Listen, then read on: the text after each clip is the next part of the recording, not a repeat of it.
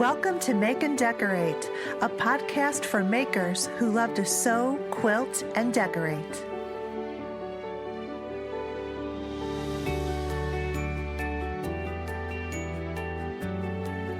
Hello, everyone. Welcome to Make and Decorate. This is episode 8, and I am Stephanie, your host.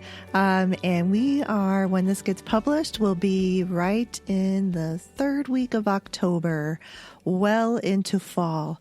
When I recorded this episode, we recorded it in mid-September, and it was an unusually hot day. It was like 90 degrees. But now, now it is definitely into cool, crisp fall weather, and I love it. All right, so just a couple of things before we dive into this episode. I just want to tell you about my new YouTube channel. It's under Stephanie Socha, and I've got about 4 videos up there now. And the last week or so, I've posted a couple of vlog videos, and then there's a couple of tutorials. The latest tutorial is actually where I extended an existing tablecloth with my serger, and I did the baby lock wave stitch, but you can, I give a couple different ways to finish the hem of this tablecloth, even if you don't have a serger. So take a look at my YouTube channel and please subscribe and let me know what you think. Also for the podcast, please remember to subscribe, rate, and review. It really helps it out, and I really love to hear from you. So, there's just some pretty exciting things going on, and I hope you enjoy. So in this episode, I have a guest, and this is a guest that I visited, and we recorded the podcast in person. It was a ton of fun, and I know you're going to enjoy it. We talk about a ton of different things. There are great tips on fashion sewing, fabrics, sewing machines. There's just, it was truly a conversation among friends, and it was so much fun. And the name of my guest is Sarah Clevenger. She went to fashion design school and she's had a blog for a while, Musings of a Seamstress. And now she is working on her own clothing pattern company. So I know you're going to enjoy this. So let's get started. Hi, Sarah. Hi. Thank you so much for letting me come to your sewing studio. I'm so excited today. I'm just looking around everywhere. That's my pleasure. I'm great. I cannot wait. So, first of all, and I'll put this in show notes, but you have a blog called Musings of a Seamstress. Yes. And I'll put the link in the show notes for that. And I'll just tell a little bit, we first met last December at the sewing meetup. Mm-hmm. Yep. And so we sat right next to each other and we became fast friends. So that's how we know each other. And we've just kind of been keeping in touch ever since, a little bit on social media and stuff. So I'm really excited to talk to you because you've got some machines that I don't have, I'm not familiar with. And I've gotten feedback from people excited to hear about other people's sewing machines. So it's not just me, because selfishly it's me, because I'm always interested in what everyone else is sewing on. I love sewing machines of all kinds. I love the vintage ones, I love the real new ones, and all the in-betweens. So I'm excited that we're going to talk about that too. But before we get into that, I just wanted to know when you started sewing. So I actually started sewing in middle school. It was when they still taught home ec classes. So it was probably about 13, 14-ish. And we made tote bags. Mine was absolutely atrocious. I actually still have it somewhere, and I have pictures of it too. But it had, my zipper has, it's not caught all the way. There's holes in it. Things don't line up. It's terrible. Why they thought duffel bags were appropriate for 13-year-olds, I'll never know. But ever since then, I've kind of always loved it. Like, it wasn't until I was in high school that they offered actual sewing classes, and that was when I actually really started sewing. And then I went to school for it, and it's kind of ever since then. So did anyone else in your family sew or craft or do anything? No. So I am the only one that sews. That's the crazy part. I do come from a very creative family. My dad was an artist. He's really talented drawer. My grandma, she loves to paint. She crochets, she knits, all of it. So I come from a very crafty family, but no one actually sews. I don't know where it came from. Well, they say that things skip a generation. Yeah. And I think there's something to that because your grandmother had all of that creativeness with crocheting and painting. And my grandmother quilted and sewed, but my mom did just a little bit, not really a lot of it. And, so I just think there's something to that. Yeah, I do remember, like, when we were really little kids, my mom taught us, I don't know if she really taught us, but we hand sewed clothes for our Barbies. Yep. Out of, like, old sweatpants or just old things. So it wasn't, I don't know how good it was, but, I mean, I do remember doing that as a kid, too. So. Cool. And then, so you said you went to school for it, and I find that fascinating, too, because I'm more of a late bloomer, and I didn't start sewing until, like, my mom sewed when we were younger. I said this on my previous episodes, and, I really always had I picked up all her fabric scraps. I love fabrics and everything, but she never had the time with 6 kids to teach me how to sew. Yeah. So, where was I going with that? So I didn't, then I picked it up again after college. So I didn't really have that, going back to like really, I didn't even know you could go to school for fashion design and sewing back in the day. Oh, yeah. It's funny because probably a couple years ago, my mom found this paper from when I was in 2nd grade, and it asked, what do you want to be when you grow up? And I wrote fashion designer. That's so cool. I didn't know. Like, it's kind of always just been the thing I was going to do. I didn't realize, like, I don't know when I decided. Even in, like, high school, like, I would make little sketches and draw outfits on them and things like that, and that was just always, this is what I'm going to do. Like, that's really cool. I like that. So you went to fashion school, and there. I'm sure there's like different areas of study. So was there a specific niche that you studied? No. So actually, I went to Ball State University. It's a 4-year university. It's actually really mainly known for its teaching. Okay. It's a teacher's college is how it started, but the fashion design program is just sort of a general, all-encompassing fashion design. The only other thing that they offer is fashion merchandising in terms of that differentiation, but it wasn't like the Art Institute where you could focus on just sort of bra making or wedding dresses or like FIT or anything like that. It was just a general 4-year. Okay. All right. And then after you got out of fashion school, did you jump into the industry? Or I didn't. We right after graduation, actually, we moved up to Chicago. And we were here for a couple of years, and then we moved back to Indiana to be closer to my husband's family. And it wasn't until we moved back that I actually jumped into it, and I found a post on Craigslist of all places for a job for a seamstress for a company that made show choir costumes.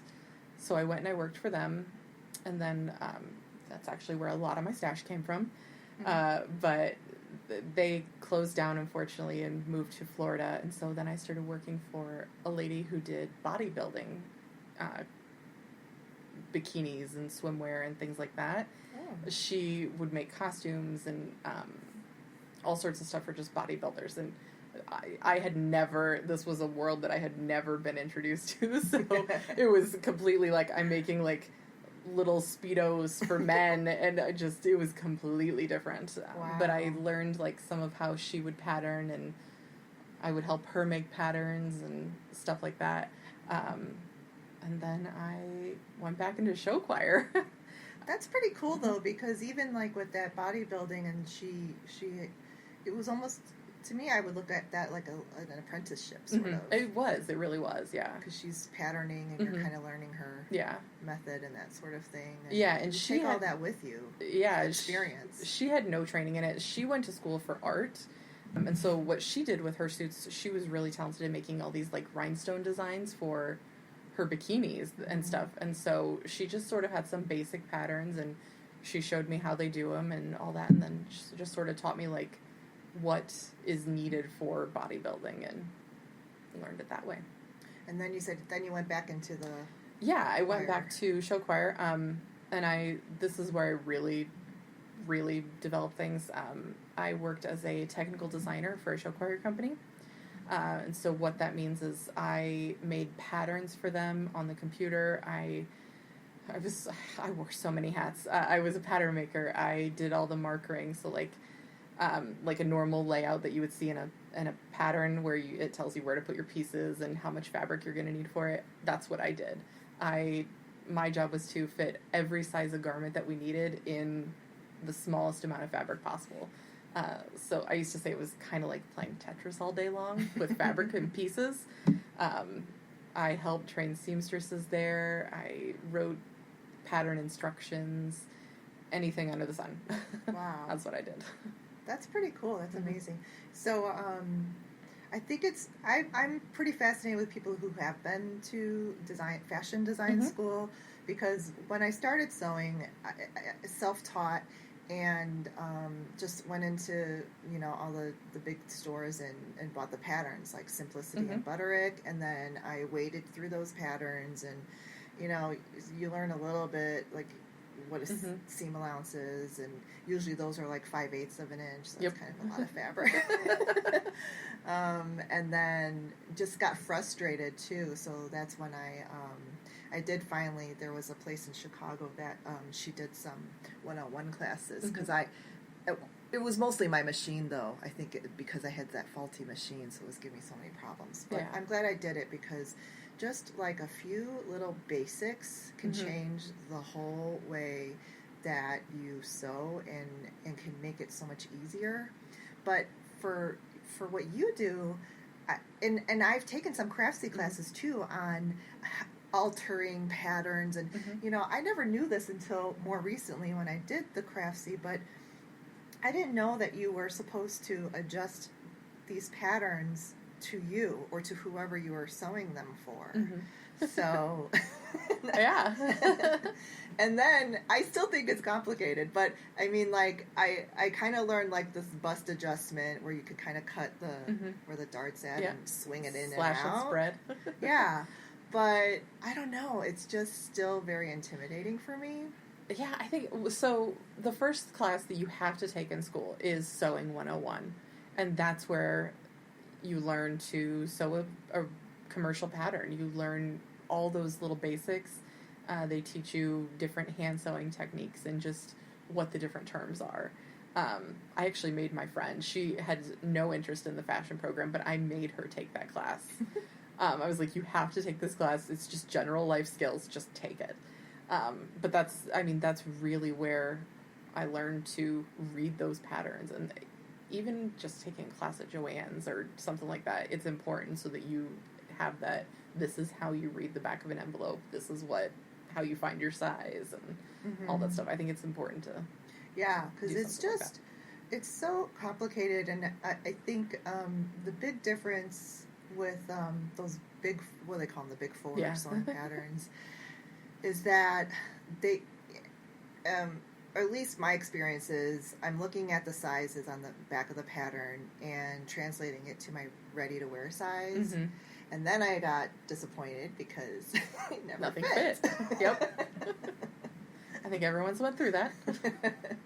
But the indie patterns do it differently, and I really like it. And now I think, because, and when I started sewing, and I don't even know our age difference, but when I did, like, there was no online help. There was no YouTube or social media.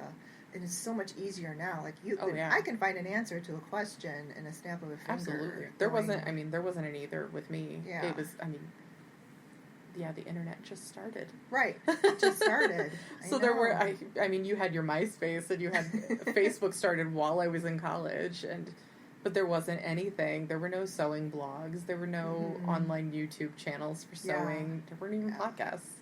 But then, too, with your education, you also learn about fibers and fabrics and, the appropriate use of that, which, I learned that in design school for interior design, but fashion and apparel is, like, totally different. And then when I picked up quilting, that's even more different. Oh, it totally is. So, but it's fun. I love it. I'm sure you do, too. Yeah. I took a textile class, and that was the only book I ever sold back, and I regret it. But yeah, we took a textile class and we learned how to do burn tests and what fibers are made of and, the best things for this.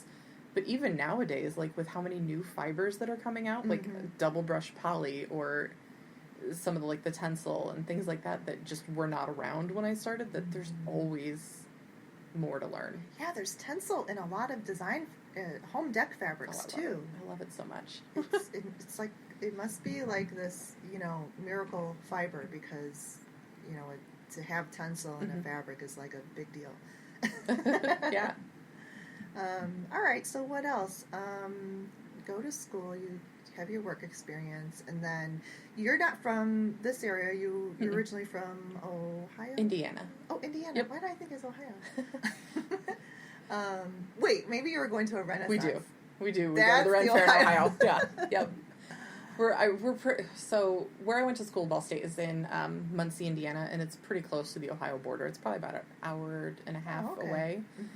So we would go to Ohio all the time. I see. All right. See, I get confused. That's why you can't believe everything on social media. It's the Midwest. It's all the Midwest. It is all the Midwest. So it's cool. And then you moved back here recently in the last couple of years. Yep.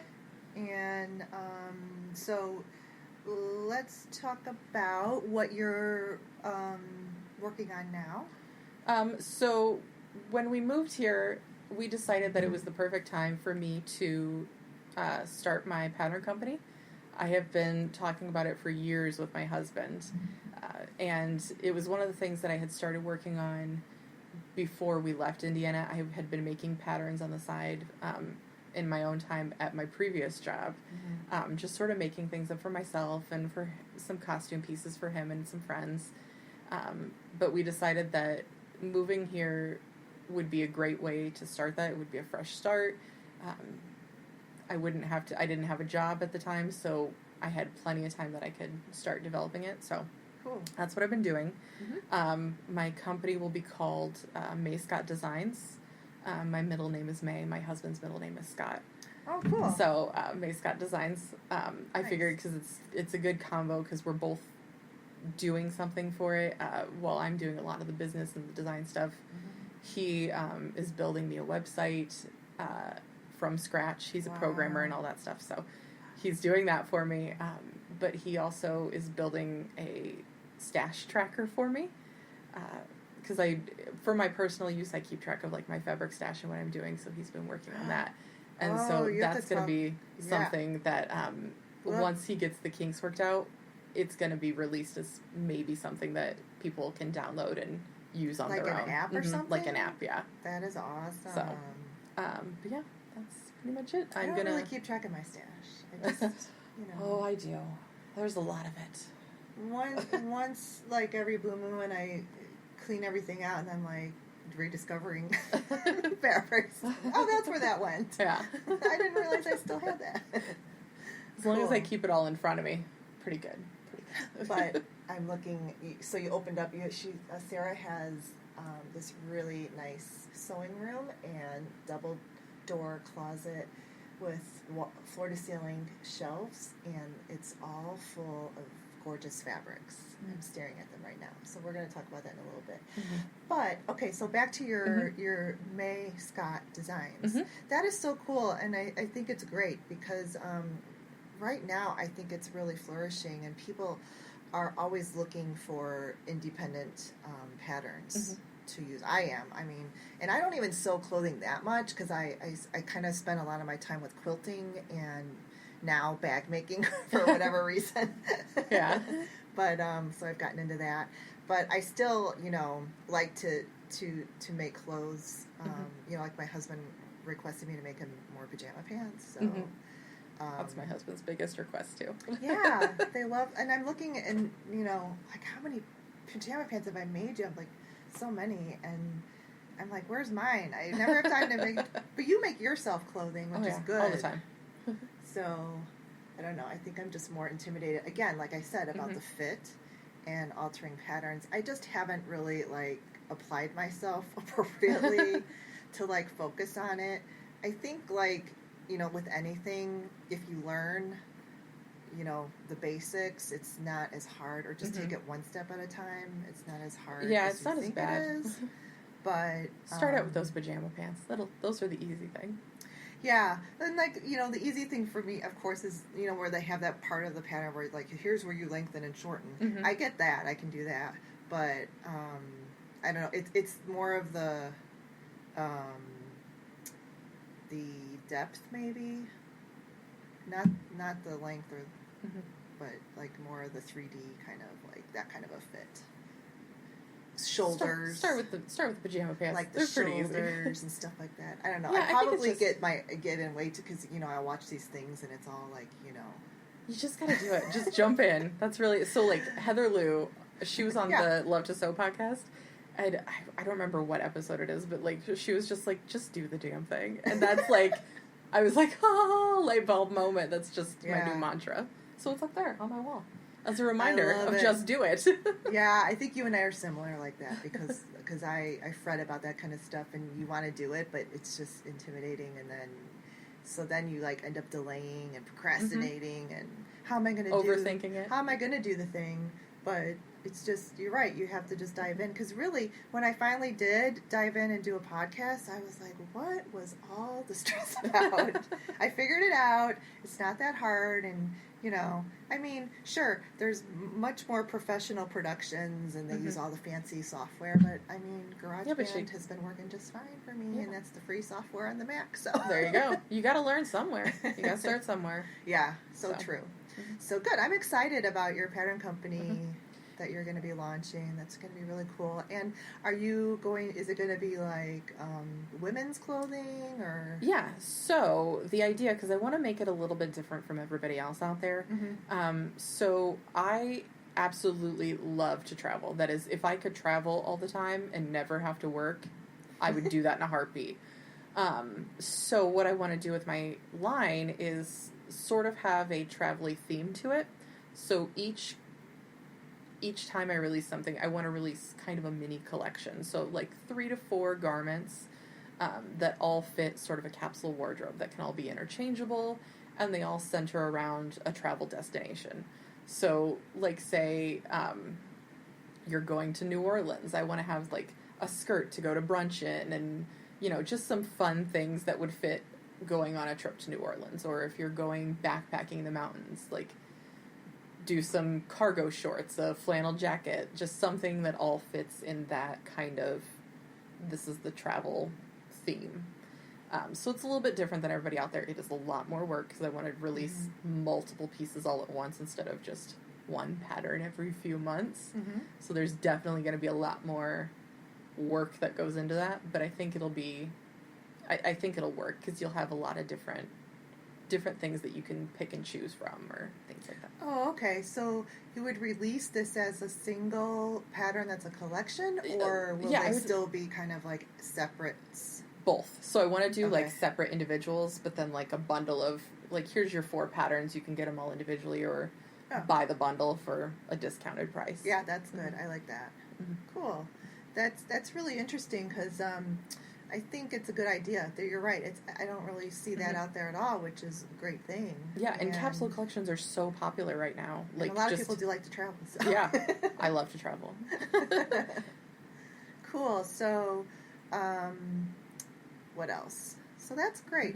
So you're working on that, and also I wanted to, because you post about it, and I think it's kind of a cool, kind of a niche thing too, hobby or whatever. That you like the Renaissance costuming, is that right? Yep.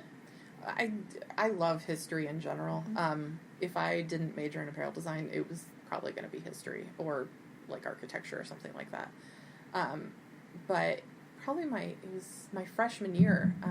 Some friends invited us to go to the Ren Fair with them. Mm-hmm. And so we did, and I made my costume, and my husband's costume was the first costumes I made then. Mm-hmm. And I've just been in love with it ever since. We would go every year to the Ohio Fair. Up until last year, we stopped going, just because we moved so far away. But I make the costumes all the time, and I actually did my internship with the Ohio Renaissance Festival. Really? So I helped their costumer. I made costumes for performers one summer with her, and she taught me a lot about costume making and different methods of pleating and how to make a ruff. And so it's, I don't know, I don't really know why I like it so much. I just do. But yeah, I love costuming in general. I want to go to costume college out in California. Oh, at really? some point, yeah. Oh, man. Every summer. Do you watch, just the ones that I love, because I love period and era, like, movies and TV, too, and, like, Downton Abbey. Oh, yeah. And their costuming got so much attention because it was just phenomenal. But also I love Outlander. Oh, my God, I love Outlander. The wool. I love wool fabric. That's my favorite. Wool. Oh, my God, I love wool. Yeah, I like it, too. It's a little expensive, but I love it so much. But her... The woman in that, Claire, her clothing, when she goes back to the 1700s in Scotland, was just so cool. And it's weird because it's like, it's kind of drab in color, but not, it's not, there's so many details, like you said, like with pleating and, buttons and embroidery and stuff like that, and then they have corsets. Yeah. I think I was looking over at my patterns, because I want to say it's McCall's has the Outlander pattern line, and I have, like, most of them in there. So I haven't made it yet. Because I want to make stuff. I'm like, where am I going to wear this? I need something. But I think the Outlander could transcend into, you could modernize it because of the, I don't know, the wool and the tailoring. She's got that. And she goes back to the 40s too and has really cool outfits. She has this, like, that knitted cowl. Yes. Oh, I love that. I think I want to wear that for fall. I think I could do that for fall. Yeah. So. I love the clothes in there, and even her daughter in the show. And if you guys have not seen this, it's on the Stars Network, and one of my favorite shows ever. Just watch it. It's fantastic. It's so good. But then her daughter is living in the time of the 60s, so then you get some fashion from that day, and it's pretty cute. Yeah, it's kind of fun. It reminds me of, like, Scooby-Doo. I don't know if you ever watched Scooby-Doo, the cartoon, but, like, Velma. And yes.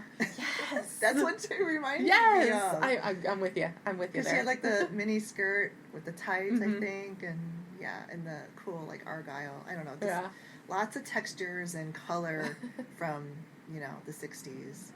Yeah, I actually, wool in the 60s. So one of my friend, her grandma, gave me a bunch of vintage wool from the 60s, and there was one of them was this blue plaid, and I made it into a skirt. No I'll have to show it to you. Oh my gosh. It is amazing. It's like this light blue with green plaid. It's so 60s and so wonderful. I love it. I cannot wait to see that. I know, I'm with you. I love wool.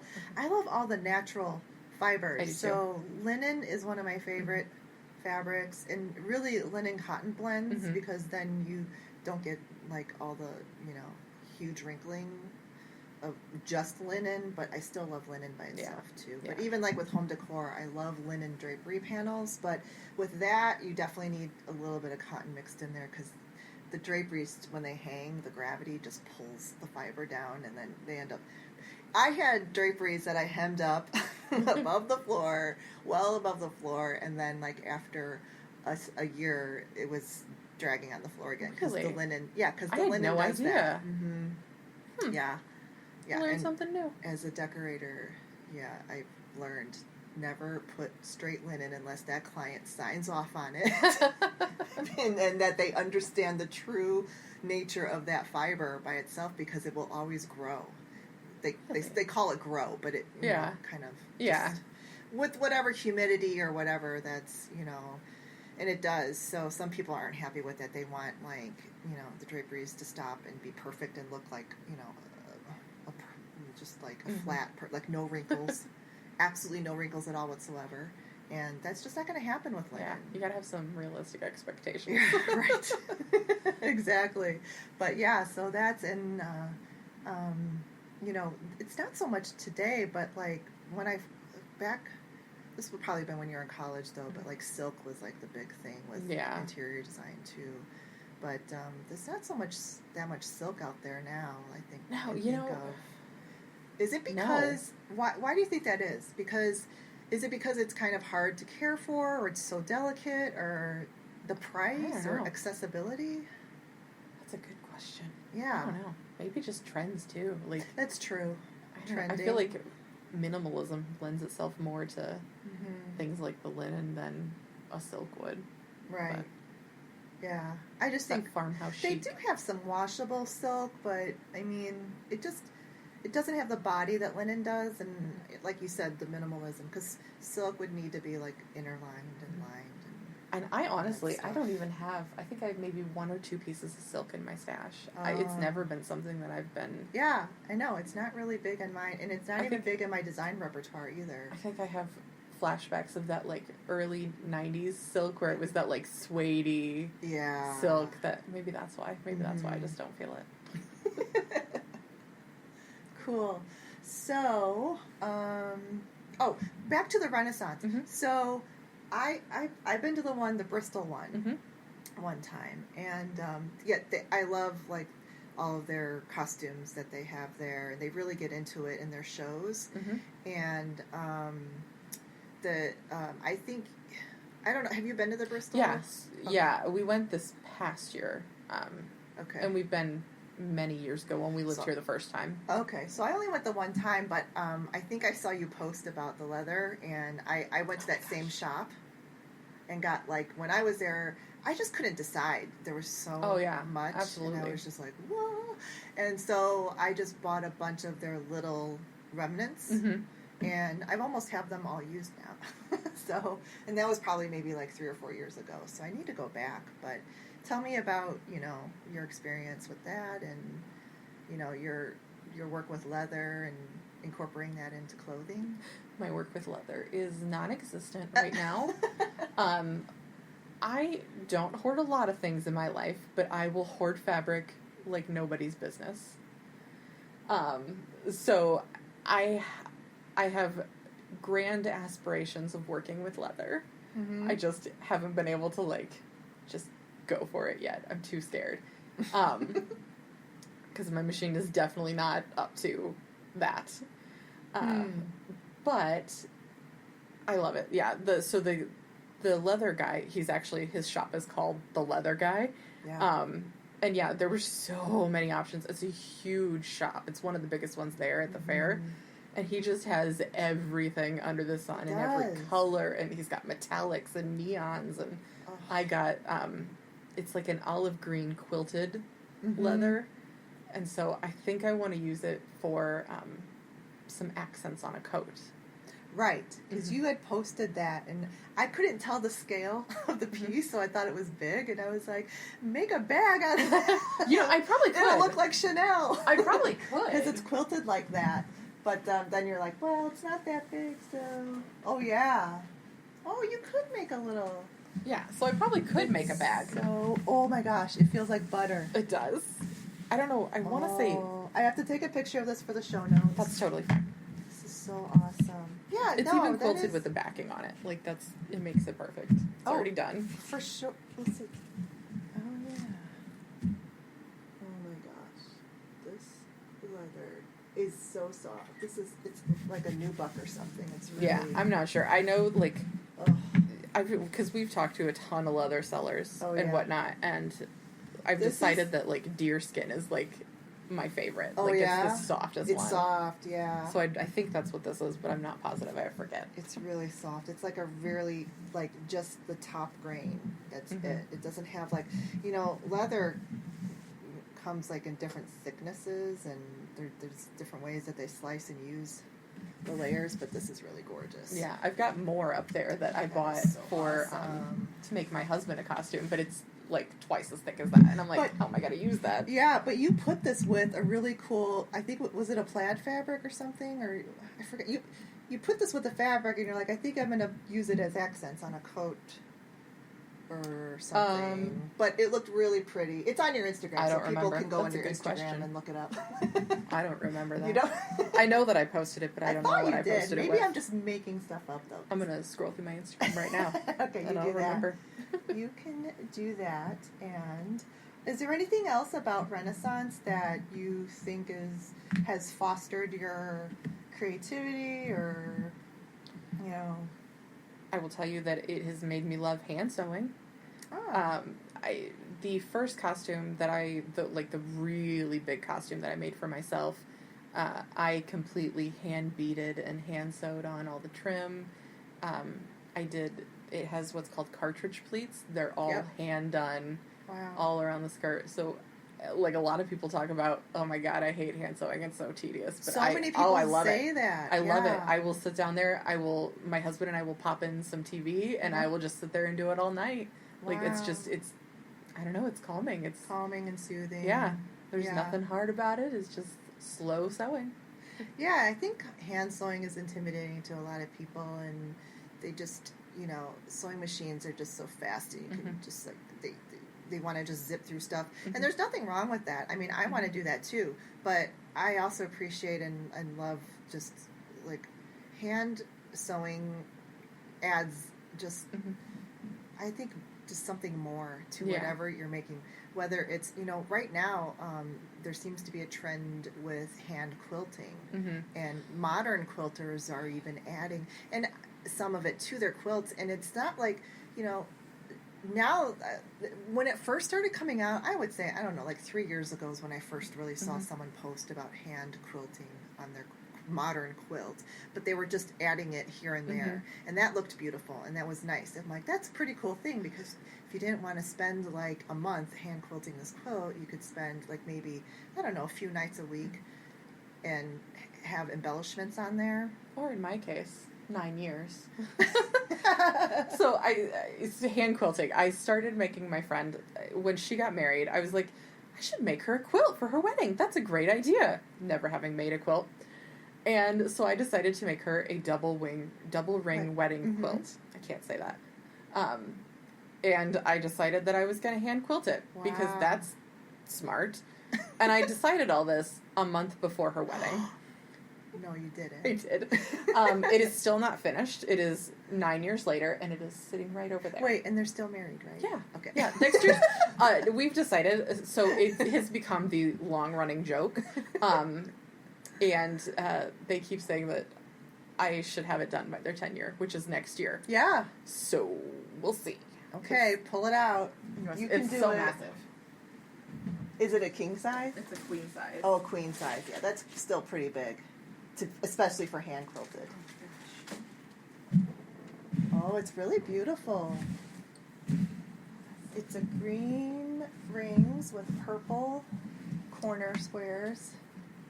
And then it's yellow. These were her And wedding a yellow colors. background. Yeah. Those were her wedding. Oh, it's really beautiful. Yeah, you can see where I was gonna like do this whole hand quilted design, and then I was It's like, so intricate. I know. I started just doing the basic around the borders. Yeah, it's like, the outline. Nope. We're not getting any more intricate than this. But the outline looks good because Does it? it really emphasizes the rings, and Well, that's the yeah, whole point of like, a wedding quilt. Oh yeah, right? that was why I wanted to do it. But then Yeah. I have been thinking, I'm like, man, what if I just like go take this to a quilt shop and I'll rip out all these hand stitches. What if I just go take this in and get it finished?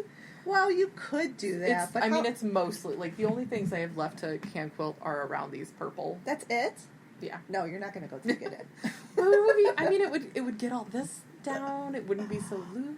Yeah, but they're going to use this, right? It's not just going to be like Yeah. I keep getting decorative. Right? No, They want to use it. Yeah, she's like, I have them because for their wedding, I gave them pictures of it. I was like, here's a framed picture of what you're getting. Sorry. And she's like, I have that sitting in my closet, and I have these grand plans of what I'm gonna do with it. She really wants her quilt. So you're so far along with it. I think you'll definitely have it done for their 10th anniversary. It's really I haven't great. actually touched it. But what I'm going to say is that I wouldn't worry about the center squares not being intricately quilted, because when it's washed, it gets that really cool, crinkled, soft texture to it. Yeah, I need to wash it because it's been sitting here so long. My cats have used it as a bed. So, yeah, see? So you'll wash it and it'll already have that kind of really cool, soft texture to it. So I think I like it because I'm sitting like maybe, 4 or 5 feet away from it, and I can really see the dimension of the rings. Cool. Yeah. Good. Well, then maybe I will keep it. Yeah. I'll keep going with it. Keep going. Really not. You're almost there. I know. Sometimes you just need that little added, you can do it. It's just so, in the summertime, it's just so hot. I'm like, it's hot. Gosh, I don't want to sit with this quilt on my lap doing all this. Well, guess what? It's going to be fall in another week. Sure. You say that, but it's 90. I know. Today it's almost 90. But it will be. It's really beautiful. Cool. That's awesome. I love it. So, we're kind of on the topic now. What else do you have, works in progress, that you might want to share? Oh my gosh. You're like everybody. We all of us has, tons of projects started. And my current project, I'm working on the Cascade duffel coat from Grainline. I made my husband a duffel coat a few years ago, and ever since then I'm like, I really want one. I want one for myself. I like this a lot. And I have to say, I've seen you post a few, pictures of several coats that you've made, and they're gorgeous. I mean, I love making coats. I've never seen too many people making coats either, so these are just so beautiful, and they're very inspiring. I just love seeing them, and the work is impeccable, and I just wonder sometimes, I'm like, how hard is it really to make a coat? It actually isn't hard, so it's a lot of slow sewing. But slow sewing? Yeah, okay. I love making them because wool is one of my favorite fibers. So fall is my favorite season. But so I love wool, and I love coats for that reason, but it's not that bad. No? I mean, it really isn't. It's labor intensive because I underline all my pieces with flannel. So this particular one is underlined with foxes and owl fabric. That is so cute. They're leftover from pajamas I'd made. It's so cute. See, but you know what? This is very creative, and it's a good idea for people that, you could use what you have on hand. Yeah, so I mean, it was just fabric sitting in my stash, and I was like, it's either I'm going to use it or it's just going to sit here forever. So when you say it's underlining, is that kind of like a middle layer between a lining and the face fabric? Yeah, so an underlining just means it's stitched under the fabric. So it's stitched to the shell fabric as one. Okay. There's interfacing underneath of it on the shell fabric, so it's stabilizes some different areas. See, I think that's what's intimidating to most people, is that there's so many layers of linings and facings and stabilizers, and it's not that it's hard, it's just that it's intensive. It's labor intensive. Labor intensive.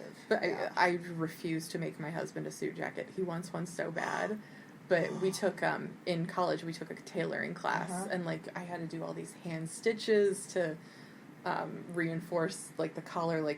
It would have horsehair canvas, and then you had to hand stitch all across it to give it the structure. And I'm just I am not. You don't understand. I'm not making you a suit jacket. I will make coats, but I'm not making a suit jacket. Right. But yeah, I mean, a coat, you have a little bit more of a relaxed fit, so it's not as tailored. Right. But I mean, it still has, I've still got interfacing and underneath the armholes, and it's got the underlining. I always put it in there just to give more body. to my shell. Right. It's got lots of top stitching, and it's definitely more labor intensive than making any other garment, but this is the only one that they come out so beautiful. When I see the pictures of your coats, it just makes me really want to try. This is actually do that. This is actually when we first met. This is one of the projects that I was working on. Oh, was it? I had sewed the muslin for it. Yes, yeah. And then now I'm okay, it's close enough to winter. Oh my winter. gosh, wait a second. So I have to tell people who are listening to this that when I met you, so we meet up, a bunch of people in the Chicago area, and you just bring whatever you want. your sewing machine if you want to. Some people bring in hand sewings, hand embroidery, English paper piecing, whatever. It's like whatever you want to do. It's just the whole point is for people to get together that have like interests, and we just spend 4 hours doing that. And you know, of course, there's food involved and chit chat. But like I kind of just, a lot of times I don't get as much done as I want to because of all the talking and stuff. But you did all of it. You were talking, and then you were like, zoom, zoom, zoom on your machine. And by the end of the night, you were like, oh, I've got this muslin done. And I was like, what is going on? It's from being a seamstress. It's from production sewing. Like, that's what we would do all day, like, as seamstresses. I mean, we're sewing and chatting all day. So multitasking. It's just amazing. And I had brought a quilt, and I was just, like, hand binding it. So I got, like, maybe 3 feet done. And then you had a whole muslin. Yeah. I also made a t-shirt, too. Yeah, you were just going. I couldn't even believe. And you brought your serger, too. So I was pretty amazed. Yeah, I gotta tell you, I was like, so this was the first meetup I'd gone to here, and I'm like, I don't know. I mean, who are these people gonna be? Are they gonna be apparel sewers? And I get there with my serger and my sewing machine, and everyone else is quilting. Everyone has all these quilting machines. I'm like, and I'm over here with a serger and a home sewing machine. I'm like, oh my gosh, come on. Like, I think that's what bonded us, though, because I love sergers. So I was happy to see a serger. Yeah. But yeah, I think in that group, most of them are quilters, but there's a couple of them, though, that have been making clothes all summer. Danny, she's been, like, making these beautiful t-shirts and sweatshirts and stuff. Yeah, I've been following her on Instagram a lot. Yeah. She makes some amazing leather work. I'm like, I know. Life goals. Drool. So that was cool. All right, so then we've got this coat that's really coming along. I mean, looks like it's almost... it's not almost. It's still in the beginning. Just some lining and, you know. So there's that. I have a fall collection. This is probably one of the first times where I've, like, sat down and decided I have this idea and I'm going to make this fall collection, and I have mostly everything to do it. You know, for you? Mm-hmm. For me. Oh, that's awesome. Let me pull it down. Can I just say I love that you sew for you? I'm a very selfish seamstress. But I need to become that way. I sew for everybody else, and I'm like, where are my clothes? My husband is lucky if he gets one thing a year, and it's probably pajama pants. Yeah. Pajama pants are easy, though, because I can do them. So, yeah.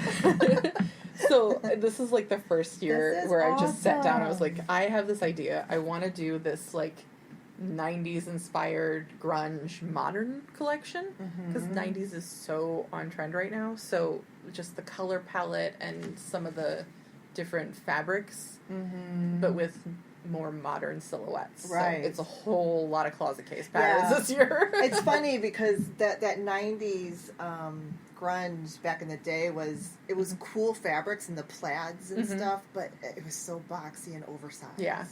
So that's cool. Yeah, so that's what, I mean, these are my fabrics for it. It's a pretty neutral color palette. It's a lot of the black and the gray. I'm going to do some ginger jeans finally. Oh, cool. And then, like, my coat that I'm making is that red, and so I also did, I just finished my Helen's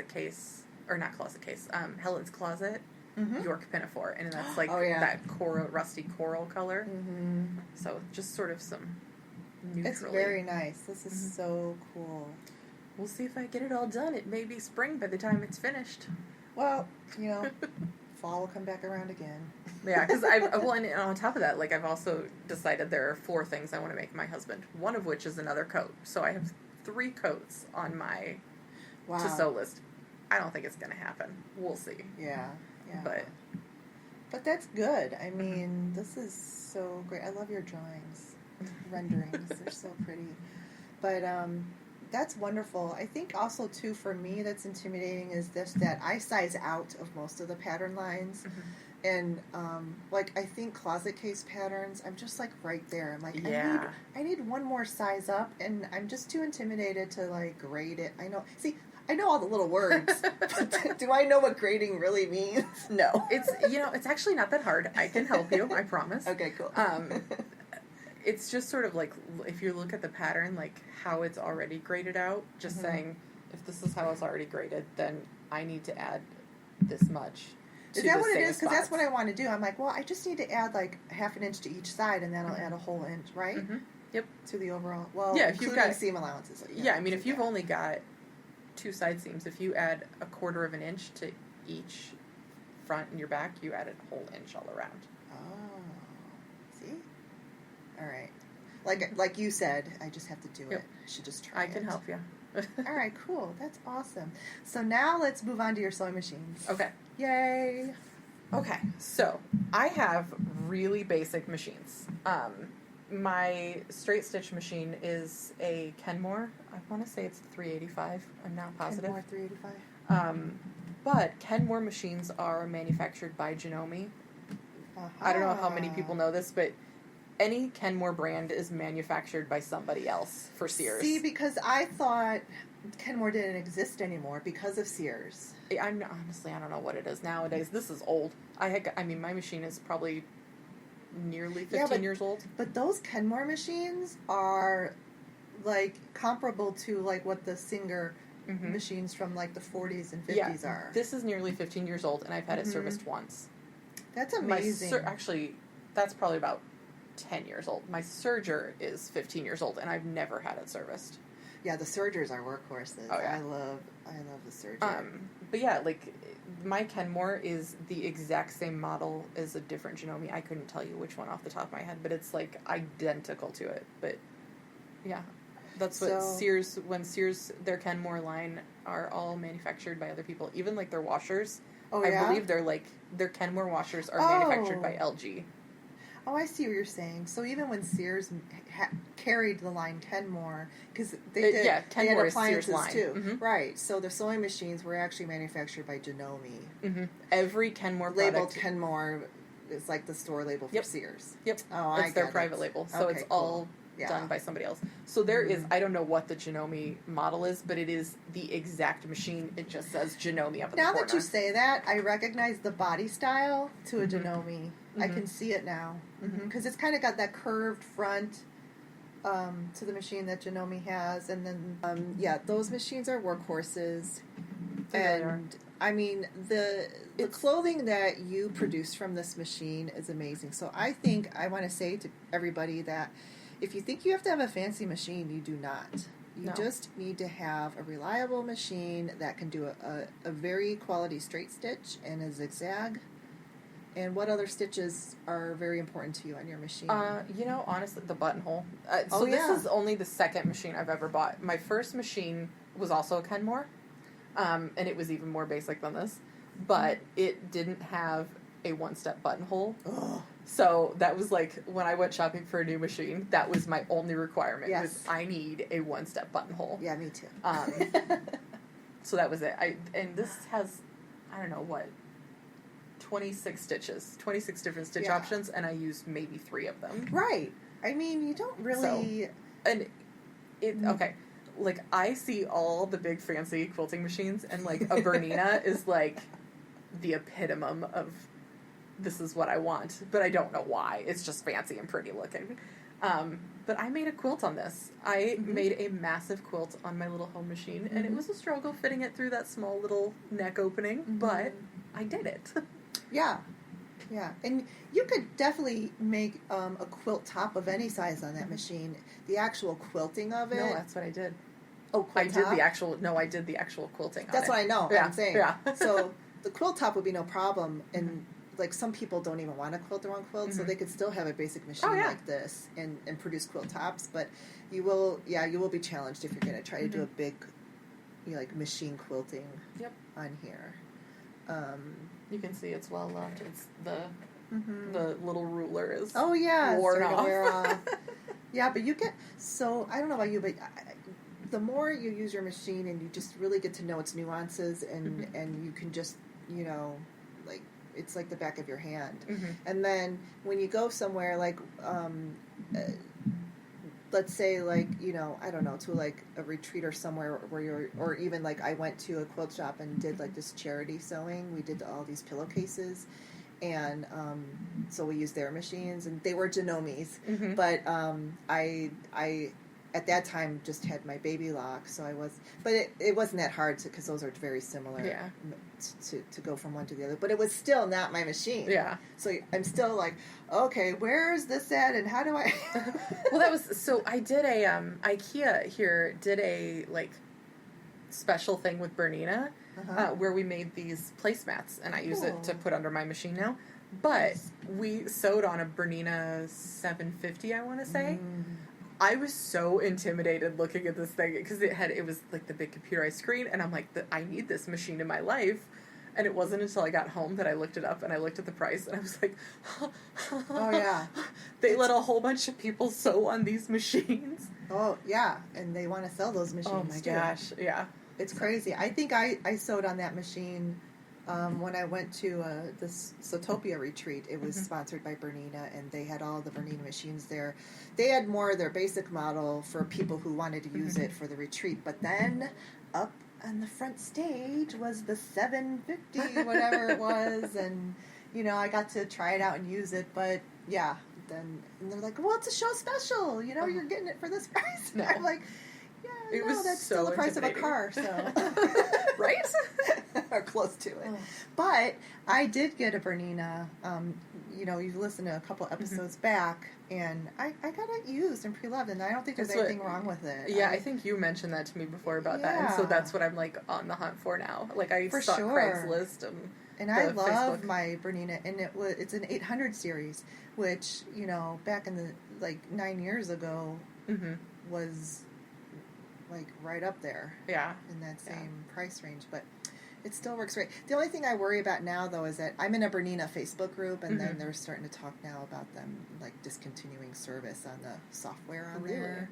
I know, and I'm like, why do they do this? See, mine's all mechanical, why? no software. That's the great thing about mechanical machines. That's why I love my Juki, because it's all mechanical. It's just a straight stitch. It's semi-industrial, and I use it a lot. And there's not too much to worry about with that machine. Yeah.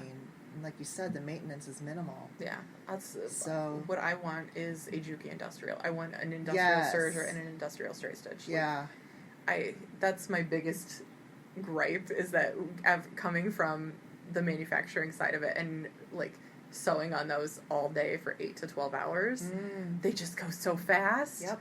And like I would get home and I would sew on mine. I'm like, oh my gosh, can we go any faster, please? It felt like it was just so slow, but it's not. I mean, it's a whole machine, and it's just the different speed I'm used to now. So that's your Kenmore. So it's got everything you need, and it's very reliable, and it's pretty basic. That's great. And the place where I took the the 101 class at, she had a Kenmore. It looked just like yours, and it was great. I'm on the hunt for more of them. Yeah, I have duplicates of both of my machines. Because it's my backup. So, I'm like, sure you're checking out eBay, right? Oh, yeah. Like, I got my duplicate of my sewing machine for free. When we moved up here, I was on Craigslist, stock Craigslist for sewing machines, P.S. And this guy had one. He was like, I just want to get rid of it. It's free. You probably need it serviced. I don't use it anymore. And I got it, and it works just fine. It is identical to mine. It's completely free. That is awesome. I think this is like a $250 machine now, or $300, something like that. And so he just gave it to me for free, and it's newer than mine is. Oh my gosh, that is so great. Yeah. I actually did get a machine on Craigslist. Yeah. Guess which which one it was. Was it your Bernina? No. What? Juki. That's what I want. I stock. Talk about like the right place at the right time, because they don't sell this anymore. I knew, I don't know, it was kismet. It was just crazy, but this camp for kids in the summertime, Steve and Kate's, they after every summer they do these amazing camps, high-end camps, but everything you can think of for kids: computers, sewing, crafts, art, science. Yeah, in the Chicagoland area, there's a lot of locations. Well, at the end of every season, they sell off the iPads, the equipment, the sewing machines, like all of it. They wouldn't just reuse it? No, I guess like it must cost more money to have to store and the resources for all that stuff. I don't know why they do that, but so I got my Juki in 2015. That was the second. They used those machines for one more season because every year I go back out there to see what I'm gonna need you to. But they don't do the Jukis anymore, so they do these Janome beginning type of machines now. But I got the biggest deal on that machine, and it was crazy. I got to try it out. I mean, I drove out to this warehouse, and there was these two college age kids there, and they gave me the pick of the machine I wanted, and so it was great. I stock the Facebook Marketplace is my new place now too, and then Craigslist for my machine for the machines that I want and industrials. I'm on the hunt for specific industrials. Cool. Yeah, that's a place to get it at. You really can, because, I mean, sometimes these places go out of business, and then they just want to get rid of this great equipment. So, cool. That's great. All right, so on to your serger. Okay. So my serger is a Janome Mylock 204D. Okay. And again, it's basic. I got it while I was in college. I've never had it serviced. That's terrible of me to say, but it's always run. The only issue I had was I was late night sewing Ren Fair costumes because that's pretty typical for me, and I sewed over a pin, and I had to change my blade. That was the worst. That's the worst thing that's ever happened. But that's it. But these mechanical machines are really, there's not too much you need to maintain. The one thing is just to keep it super clean after every time you sew. Clean and oil. Yeah. Because it's all metal parts, so it's not like the new singers that I'd stay away from those. I but agree. They have the plastic parts that if it breaks, the machine is done. These are all metal parts in there. So. Yeah, and that's a 4-thread. It is serger, and it just does serging. Yep, in a 3-thread. Yeah, I can do 3-thread if I want, but it does also do a roll hem, and the roll hem is only a 3-thread. I do roll hems a ton on my serger. Yeah. So, cool. And no cover stitch? No. And you're in fashion. Where's the cover stitch? So, when I started sewing, home cover stitch machines were not a thing. I have used industrial cover stitches, and that's what I want. I don't want a home cover stitch. I want an industrial one. I've used one a lot. They are very finicky, but they are amazing. Cool. And there's it's just I want all industrial machines. Just but that makes sense. In the garment. I mean, it's for the speed. What your business is growing into. That makes perfect sense. But yeah, no, I have a cover stitch serger combo, but I'm not Yeah, I want to say it was probably maybe 5 or 6 years after I got this serger that cover stitches started coming out. And I'm like, man. But I also wasn't sewing knits at the time either. So knits are probably within the last 5 years. Okay, all right. But now, I use a cover stitch sometimes just for decorative stuff or even with quilting. They've really come up with some really creative things to do with it. Yeah. The cover stitch machine, does the industrial one do just the single chain stitch too?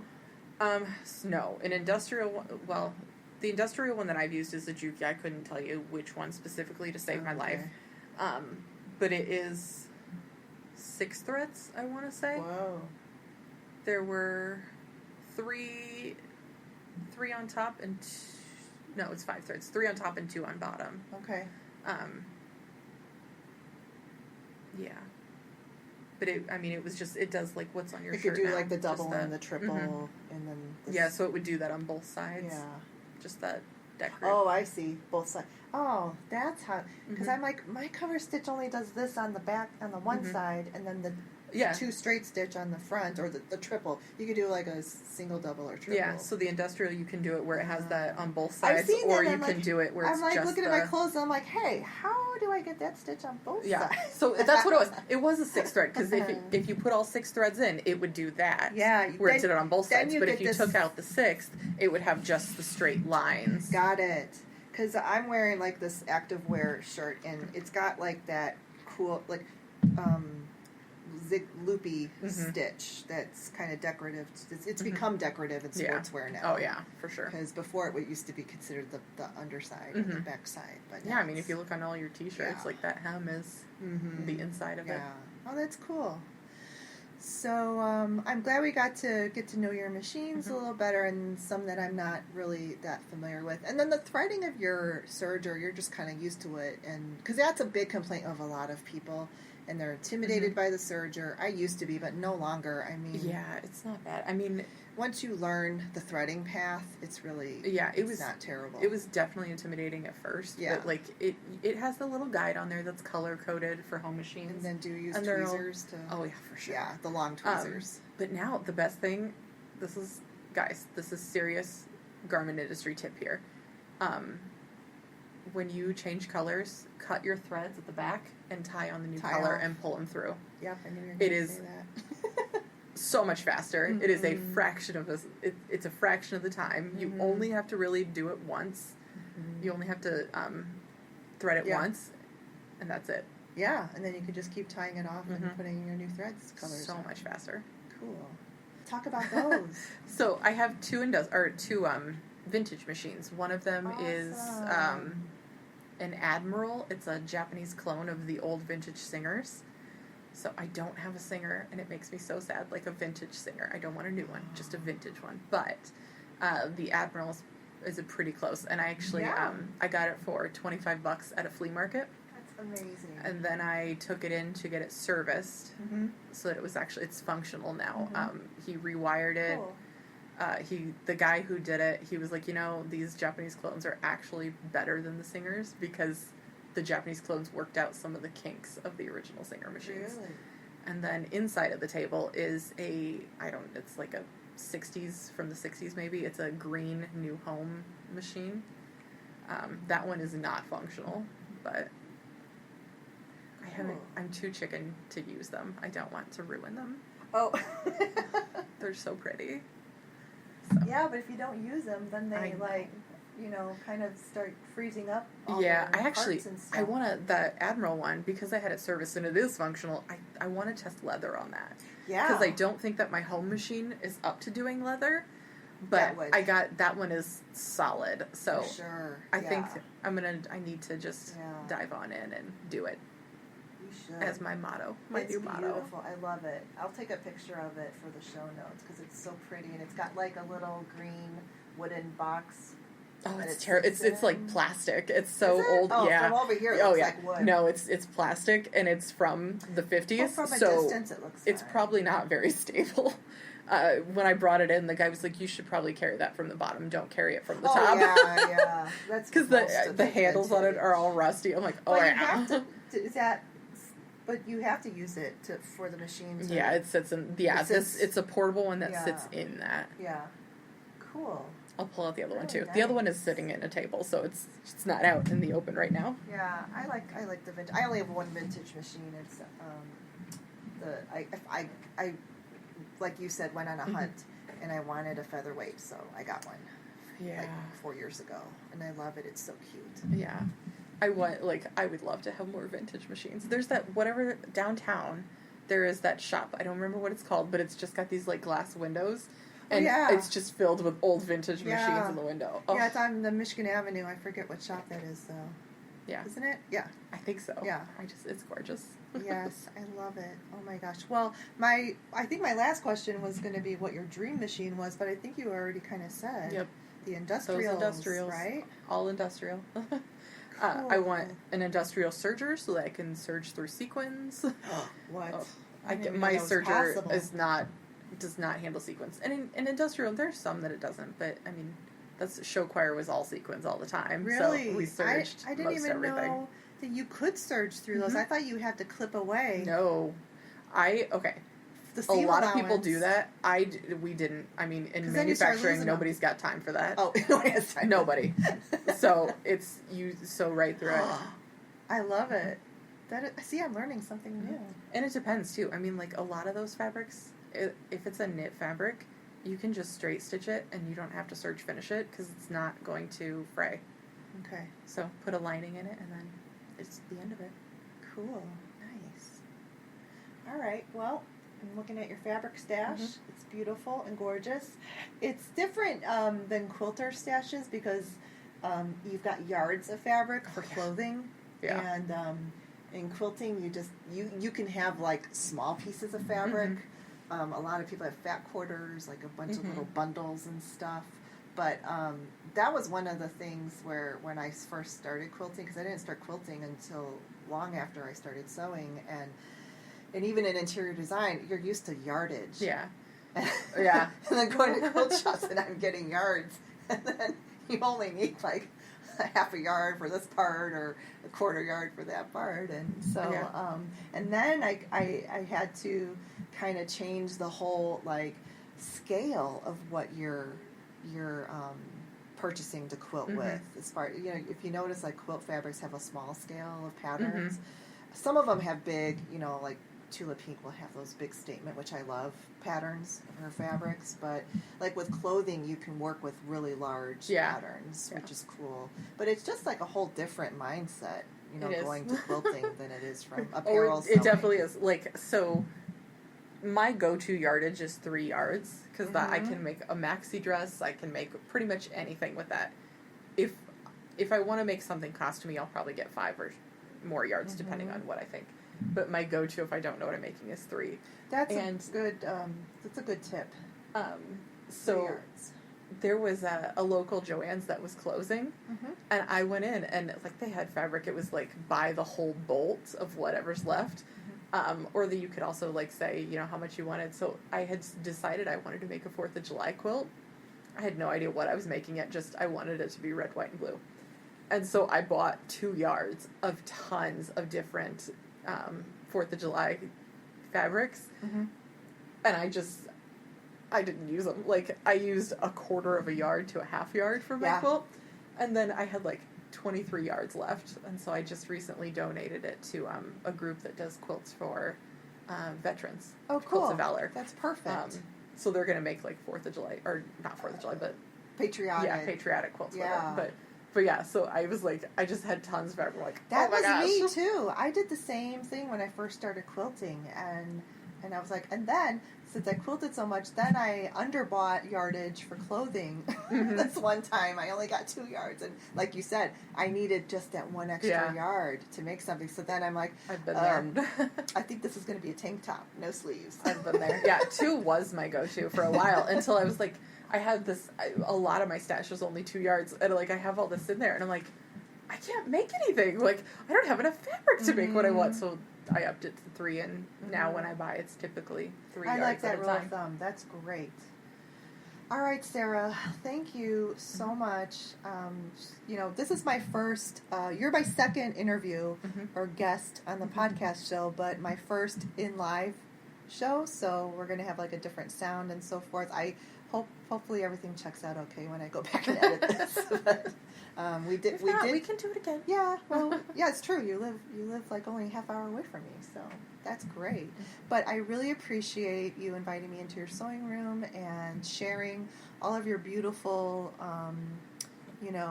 fabrics and your patterns and your creations, and it's just so inspiring. I mean, when I had Dory and Katie on, Dory even said that, man, just us talking about this right now is getting my creative juices going, and it does for me too. I love it. Yeah, when I sew, I listen to podcasts because it keeps me focused, but I mean, it really does fuel my creativity. Yeah, me too. And I just think that, I don't know about you, but,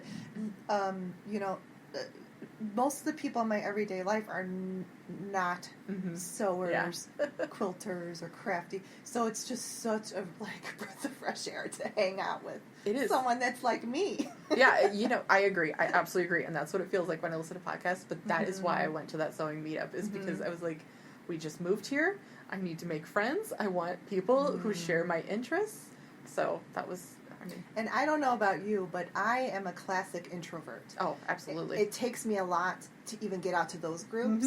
And I know what you're talking about because I only started going to that group a year before you started going. And it just took me,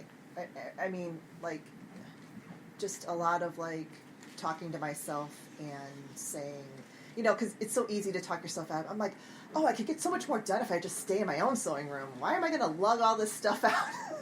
But then every time I go, I'm so glad I did it. Yeah. Because we always end up having a great time. I agree. Like, Yeah. it really was, like, it was the day of, and I was sitting there going, what if I just don't go? What if I could just stay home? I know. I have such bad anxiety over those things. Me and too. I'm so Me glad that I too. pushed myself, because it really was a lot of fun, so. Me too. So I'm so glad that you went because, I have a new friend. Mm-hmm. And it's awesome. So thanks so much again for being on the show. I'm going to put all your stuff on the show notes and the links and everything. And then just, you'll stay in touch. And then when you launch your patterns and stuff, you got to come back on. Yeah. Yep, and then we'll for talk sure. about that. I'm really excited. I love the idea of your little mini collections and having something to coordinate pieces with. Yeah, I just got to work out the really business side of things first.